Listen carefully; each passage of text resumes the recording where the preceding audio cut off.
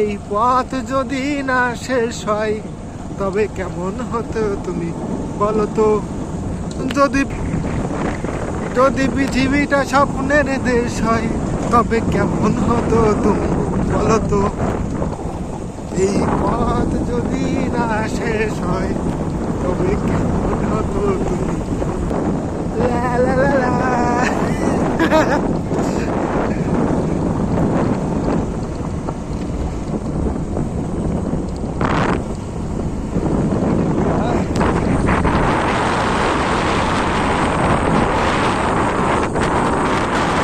India Bangladesh সীমান্তবর্তী নদী এলাকা, নদীর পার্শ্ববর্তী রাস্তা দিয়ে আমরা যাচ্ছি। আমাদের পাশেই হয়তো 1/2 কিলোমিটার আছে ইন্ডিয়া। 1/2 কিলোমিটার না, 300 মিটার 400 মিটারের ভেতরে আছে ইন্ডিয়ার বর্ডার, ইন্ডিয়ার রাজ্য।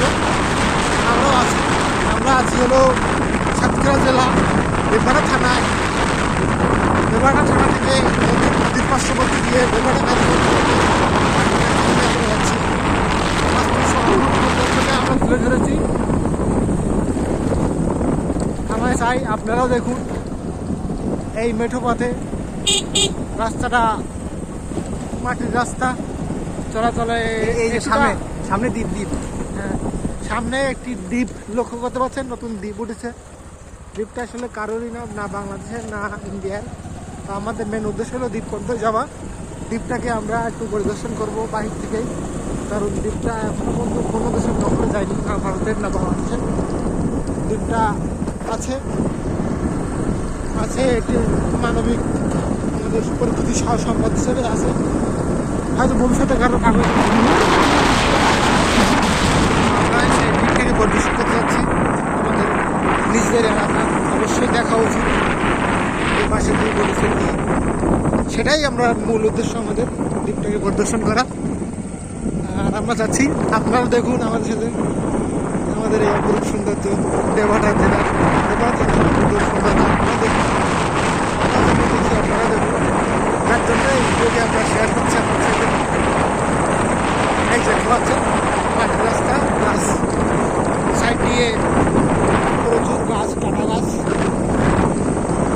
গাছে গাছে ভরপুর এই সৌন্দর্য রোডে বিকালবেলা বাইক চালিয়ে চলাচল করতে একটি অন্যরকম মজা। আসলে যারা বাইক প্রেমিক, যারা ভ্রমণ রসিক, তারাই আসলে এই মজাটা বুঝবেন। এই প্রায় এসে গেছে এই দিকে, এই সামনে এসে গেছে। আমরা ভালোভাবে দেখেছি, দূর থেকে আমরা বুঝতে পারবো না, কাছ থেকে আর কি দেখানোর চেষ্টা করতেছে।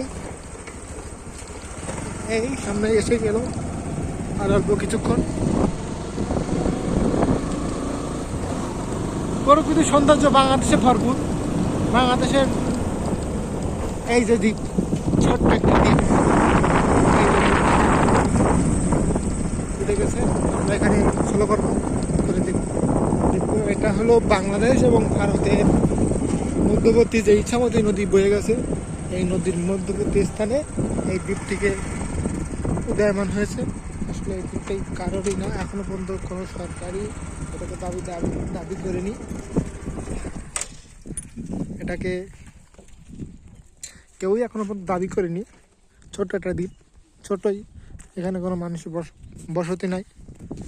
এখানে শুধু গাছই হয়েছে, পলিমার মাটি জমে যে দ্বীপটা দৃশ্যমান হয়েছে তাতেই গাছ হয়েছে। আসলে এই যে আমাদের নদীর মাটি, এই যে পলি মাটি, এই মাটি অনেক উর্বর মাটি। যে কোনো ধরনের গাছপালা এই মাটিতে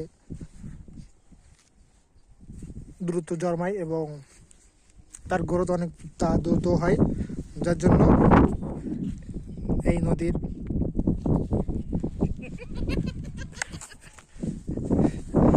নদীর মাটিতে অনেক উর্বর। নদীর মাটিতে যেখানেই দেবেন সেখানেই ফসল হবে, খুবই ভালো হবে, গাছপালা ভালো জন্মাবে। তারই একটি প্রদর্শনী হিসেবে দেখতে পাচ্ছেন ছোট একটা দ্বীপ উঠেছে এবং খুব তাড়াতাড়ি এটা উদয়মান হয়েছে।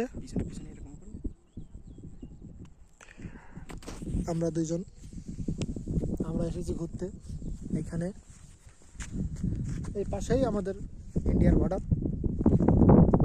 এইটা এই পাশেই, এই যে দেখতে পাচ্ছেন আপনারা মাঝখানে দ্বীপ, দ্বীপের মাঝখানে দ্বীপ, একবার মধ্যবর্তী স্থানে দ্বীপটি উঠেছে।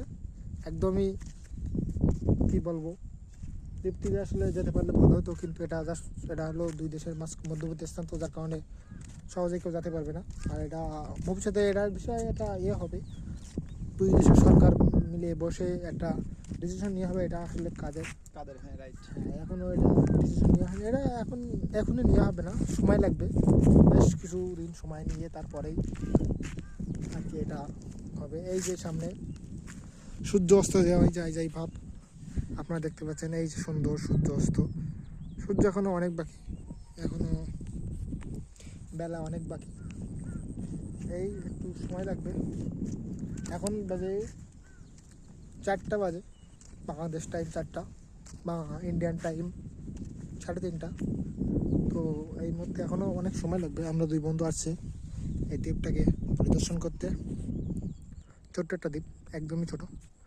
এই দ্বীপটা আসলে মনে হয়তো বাংলাদেশেই পাবে, কারণ এটা বাংলাদেশ থেকে অনেক অনেক কাছে, ভারতের থেকে অনেক দূরে এবং বাংলাদেশ থেকে অতি কাছে। এখান থেকে 200 মিটারের ভেতরে এই দ্বীপটা। ভবিষ্যতে হয়তো যাওয়ার ব্যবস্থা হতে পারে, যাওয়ার ব্যবস্থা হলে অবশ্যই আমি আপনাদেরকে নিয়ে যাব, আমি দেখাবো আপনাদের।